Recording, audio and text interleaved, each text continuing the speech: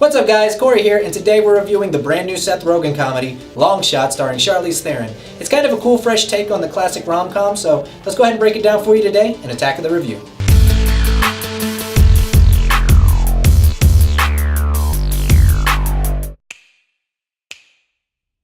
Charlotte, I would like to endorse you to be the next president of the United States. Oh my God. You've been a great secretary. A state. Which state again? All of them? Fred Flarsky is a gifted journalist who has a knack for getting into trouble. Charlotte Field is one of the most influential women in the world, a smart, sophisticated, and accomplished politician. When Fred unexpectedly runs into Charlotte, he soon realizes that she was his former babysitter and his childhood crush. When Charlotte decides to run for presidency, she impulsively hires Fred as her speechwriter, much to the dismay of her trusted advisors. Sometimes you're a little too much. I don't think I am too much. I actually think I am the perfect right portion. It's really nice to see you again. Okay. Crack it down. I'm okay. Did policemen just call me a cracker? What is the relationship exactly? I used to babysit for him. You babysat for him? Wow, time has not been kind. I need some writers. The film was directed by Jonathan Levine and stars Charlize Theron, Seth Rogen, Bob Odenkirk, and O'Shea Jackson Jr., just to name a few. In order to write better for you, I should kind of get to know you better if you have a minute. I actually have 7. 7 minutes in heaven. Going into this film, I didn't have the highest expectations. I just kind of was expecting a classic Seth Rogen film. He's always been one of the leading kind of stoner comedies for the new generation, in my opinion.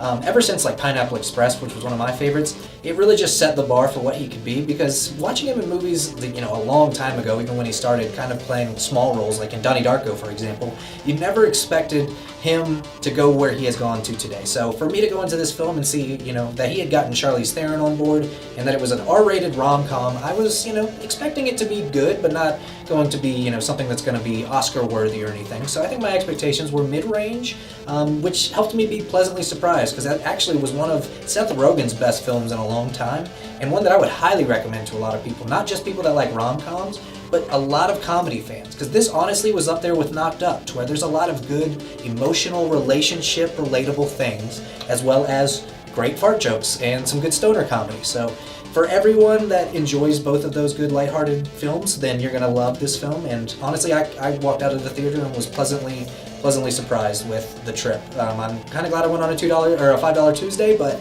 I would have gladly went and saw this on opening night if Avengers hadn't opened, and you know, I was still watching that for a third time. So, but yeah, Long Shot was great, and going in I didn't have the highest expectations, but ended up blowing them away. Favorite sexual position? Normal? Front-facing normal? What kind of question is that? So for the acting, I give the acting a B. The acting was good because there's quite a few characters in these films that are honestly the same people they are in real life, and I think that's the best way to act, is when you can write a character and know who it's going to be. Because there's some moments, especially Seth Rogen and Charlize Theron, they are who they are in this film, and you can tell that they were very comfortable making it together, and it was something that they both probably had a lot of input and a lot of good time going through the scenes, figuring it out, and developing their chemistry, because it was there.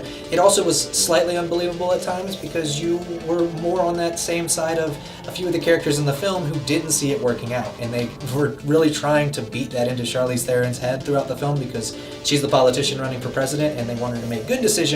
And throughout the film, you kind of look at Seth Rogen as not the greatest decision for her, even though he is such a lovable guy. And the way they develop their chemistry and the way they seem to care for each other on screen is what it's all about, really. And I think that's where you honestly root for them over agreeing with the people who don't want them to be together. So that's always where acting really is going to stand out. There was a few characters that also I thought were good and they were relatable, but they were a little over the top. For example, O'Shea Jackson Jr. He was great comedy relief, and I loved his character actually, because he was just so over-the-top best friend, like, I'll give you the world, do whatever I want. But it's just a little unbelievable. Sometimes you can't act those characters because they're not real characters. There's not a lot of people out there that are truly at the stop of a dime, have Fortune 500 companies, and go hang out with their best friend who just got fired from, you know, kind of a low-level magazine. So it's one of those things where there's great moments, and there's also some of those characters that are just there for comedy. So going in, the acting's not going to be one of those things you're going to, like I said, possibly get awards for, really, but it was actually really relatable and something that I think a lot of people need to see, because the good balance in relationship, politics, and the ability to free your mind from judgment because you love somebody. That's kind of the overlying plot, and they really, really do display that well in the acting. So, solid B. Like date? I mean, who wants to follow me around the world and hope I have 5 minutes to be affectionate? Yeah. For the cinematography, I'll probably give that a B+, actually, because there was quite a few moments in this film that it's not going to take your breath away with the cinematography. It's a mid-range budget. It's not going to be Avengers Endgame, but it's also not going to be, you know, something super tiny and have to go really over the top with creating super creative cinematography, because they're just trying to tell the story here. It's more about the relationships and what's going on. But I will say, on top of that, there's some really cool creative stuff, because anytime you think of people who really started in low-budget films like Seth Rogen, they're creative people. So when they see a moment to take something and give it an extra little shimmy of sparkle and have it stand out a little bit more, they're gonna do that.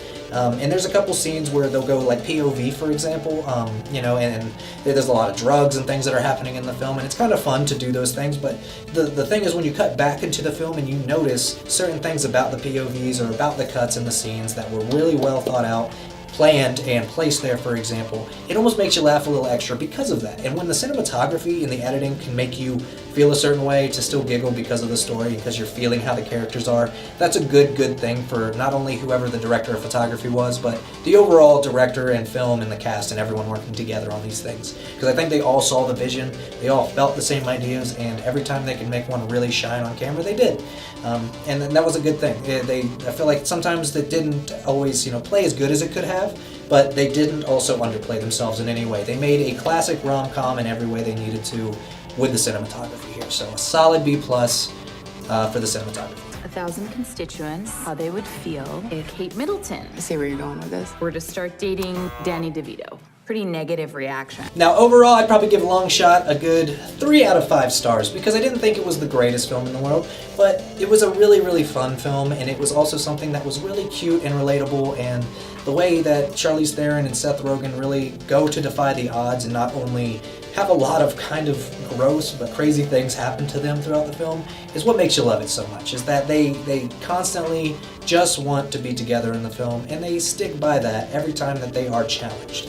And it's something that you root for every time you watch a film like this, and you wait for things to happen. Some things don't always tie up and you don't always get that happy ending, but this film really wrapped up well, and for me it was a good new age rom-com, especially for Seth Rogen to go back into it, because it definitely shows that he's still got what he could do and put those films out like a Knocked Up that a generation will remember and also learn from. So it was a good film, and I gotta give it a solid 3 out of 5 stars. So Long Shot's out in theaters now, go check it out.